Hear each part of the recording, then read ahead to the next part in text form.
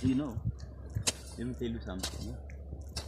There are people who thought that some of us don't go to the shampoo. You know, there are people who thought that we don't go to the. Now the problem is, it has never been seen before. It's very dry, as you can see. So we are just anticipating for the rain. When will it rain? When will it rain?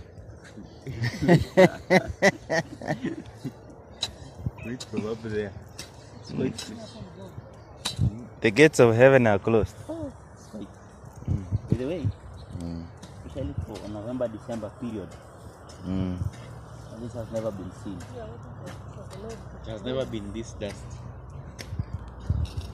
So, just anticipating for the best. We have to water the plants. That's the only option now. We had decision to make a change. Yeah, going to water. We shall water this place. So, we're just hoping for the best in terms of sufficient rainfall.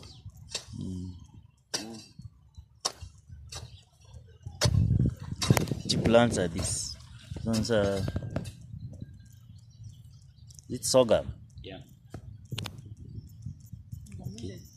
Or finger millet. What do you think?